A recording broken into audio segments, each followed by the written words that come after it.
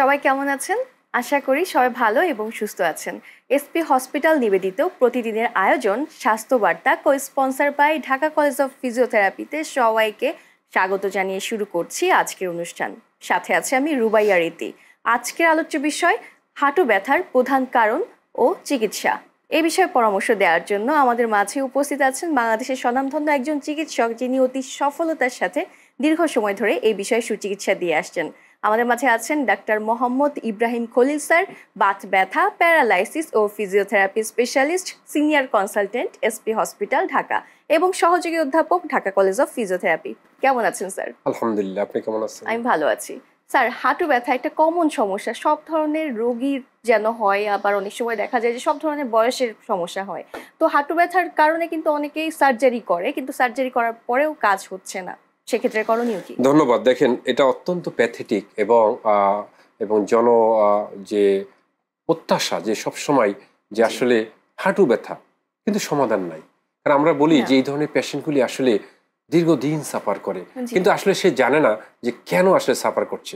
যেমন আমাদের হসপিটালে আমি আজকে সকালবেলা যে পেশেন্টটা দেখলাম, আমি বললাম, আপনি কি জানেন যে আপনার কেন মানে এই ব্যথাটা, কি কারণে ব্যথা, আপনার কি হয়েছে বলেন তো? বলে, না, আমার তো আজকে 8 বছর যাবত আমি সাফার হচ্ছে, কিন্তু আমি কোনো সমাধান পাচ্ছি না, বা ডাক্তার তো এটা বলে না, একটু গেলে ঔষধ দিয়ে দেয়। দেখেন, আমরা এই জন্য এসপি হসপিটাল থেকে সবসময় বলি যে কি কারণে ব্যথাটা, কারণ হাঁটু ব্যথার অনেক কারণ রয়েছে। এটা আমরা ব্রডলি ভাগ করলে বলি যে মেকানিক্যাল কজ আর প্যাথোলজিক্যাল কজ। এখন হাঁটু ব্যথার যে কারণটা, এটা অনেক সময় যে হাঁটুর সমস্যার জন্য হচ্ছে ইন্ডিভিজুয়াল ইটসেলফ, তা কিন্তু না। অনেক সময় দেখা যায় হাঁটুর যে সমস্যাটা, এটার পিছনে অন্য কোনো লিঙ্ক আপ রয়েছে অঙ্কের ফর্মুলার জন্য। যেমন মনে করেন কারো যে আগে থেকে ডিস্ক প্রলাপস থেকে থাকে কোমরে, ডিস্ক প্রলাপস যখন হয় তখন নার্ভে কম্প্রেস করে, ওই নার্ভটা আমাদের পায়ে একেবারে তলা পর্যন্ত কিন্তু সাপ্লাই দিছে, গাছের শিকড়ের মতো, ইলেকট্রিক ওয়্যারের মতো। এখন যখনই কম্প্রেস করে, ওই নার্ভটা যত জায়গায় গেছে, ওই জায়গায় মাসেলগুলোকে তখন সে দুর্বল করে ফেলে, অবশ করে ফেলে। তাহলে আমাদের এই যে নার্ভটা তো আসলে হাঁটু হয়ে পায়ের দিকে চলে গেছে, তাহলে হাঁটুর মাসেলগুলি এফেক্টেড করছে। আমরা বলি কোয়াড্রিসেপস হ্যামস্ট্রিং মাসেল। এই মাসেলগুলি যখন দুর্বল হয়ে যায়, তখন কিন্তু ভিতরের যে স্ট্রাকচারগুলি, এগুলোর উপরে ডিরেক্টলি হিট করে। কারণ আমাদের যে হাঁটুর মাসেলসগুলি আছে, কোয়াড্রিসেপস হ্যামস্ট্রিং, এই মাসেলগুলি কিন্তু আমাদের সাপোর্ট হিসাবে কাজ করে। যেমন বিল্ডিং এর একটা ফাউন্ডেশন স্ট্রং হবে, বিল্ডিংটা তত কিন্তু ভালো দাঁড়িয়ে থাকবে, আর ফাউন্ডেশন দুর্বল হলে বিল্ডিং পড়ে যাবে। আমাদের মাসেলস দুর্বল হয় এই নার্ভের কারণে। দেখেন, এক ডিস্ক প্রলাপস কোমরে, তার থেকে হয়েছে হাঁটু ব্যথা। কেন? কারণ হচ্ছে যে মাসেলস এখন আর হাঁটুটাকে ধরে রাখতে পারছে না। এখন হাঁটুর ভিতরে কি আছে, তাহলে কেন ধরে রাখতে পারছে না? হাঁটুর ভিতরে অনেকগুলি নরম স্ট্রাকচার রয়েছে, আমরা বলি কার্টিলেজ, যেটা ইরোশন হচ্ছে। যখন উপর থেকে এইভাবে কোমর ধরে রাখতে পারে না, ওয়েটটা এইভাবে ট্রান্সমিট হয়ে উপরে যে আমাদের ফিমার রয়েছে, নিচে টিবিয়া রয়েছে, আস্তে আস্তে আস্তে আস্তে এই যে একটা গ্যাপ থাকে হাঁটুর ভিতরে, যেটা মুভমেন্ট করে, এই গ্যাপটা থাকে না। কারণ উপর থেকে যখন কোমর ছেড়ে দেয়, আস্তে আস্তে সে দুটো হাড় এবার মিশে যায়। হটেবার এই হাঁটুর ভিতরে অনেকগুলো স্ট্রাকচার রয়েছে, আমরা বলি যে মিনিসকাস, আমরা বলি ligament, anterior crucial ligament, posterior crucial ligament, lateral কোলেটার ligament, middle কোলেটার ligament, synovial fluid. এগুলি হটেবার চাপের কারণে প্রথমে ইনফ্লাম হয়, পরে ইনফেক্টেড হয়, অনেক সময় পানি জমে যায়, পানি বের করতে হয়, স্টেরয়েড ইনজেকশন অনেকে দেয়, কিন্তু লাভ হয় না, ঔষধ খায়। দেখেন, সমস্যাটা কিন্তু কোমরে, কিন্তু ক্ষতিগ্রস্ত হচ্ছে হাঁটু। সবাই হাঁটুর চিকিৎসা করছে, কিন্তু হাঁটুর চিকিৎসা করলে এখানে কখনোই হাঁটুর চিকিৎসা আসলে সাকসেসফুল হওয়া যাবে না। কারণ যে পর্যন্ত কোমরকে রিপেয়ার করে না হবে, কোমরের মাসেলগুলোকে স্ট্রঙ্গার করে বা পাওয়ারফুল না করা যাবে।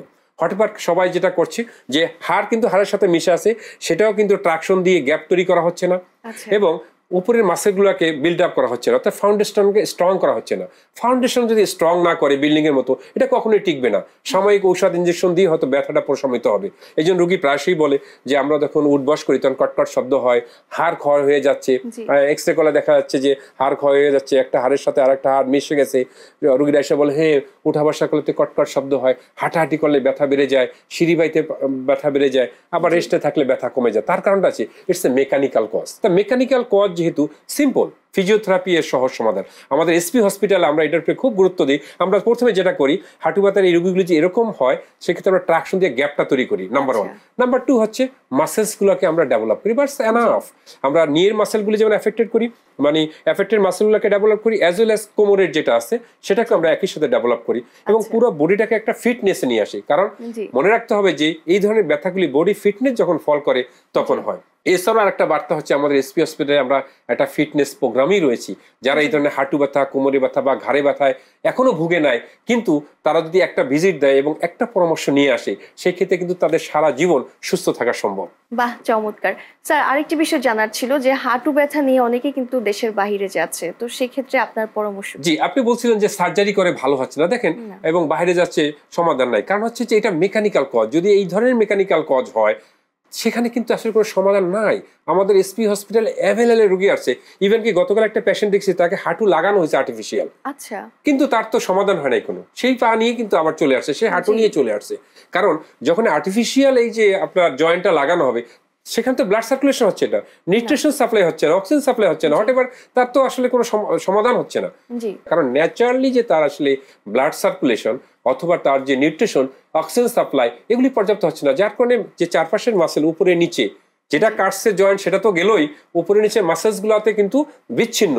স্যার, আপনি যে নিউট্রিশনের কথা বললেন, তাহলে কি ওজন বৃদ্ধির সাথে কি হাঁটু ব্যথার কোনো সম্পর্ক আছে? হ্যাঁ, এটা একটা কম্পোনেন্ট, যে ওজন বাড়ার সাথে অবশ্যই হাঁটু ব্যথার সম্পর্ক অবশ্যই রয়েছে।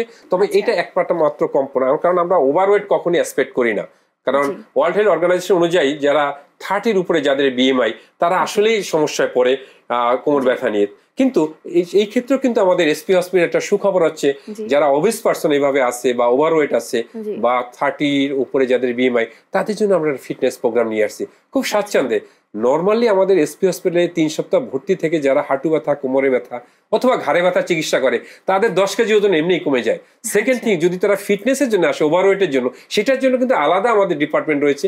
সেখানে কিন্তু তারা খুব সুন্দর একটা ট্রিটমেন্ট নিয়ে তারা স্লিম ফিগারের অধিকারী হতে পারে এবং খুব স্বাচ্ছন্দ্যে যারা হাঁটু ব্যথা, তাদের জন্য অনেকটা প্রশমিত হয়।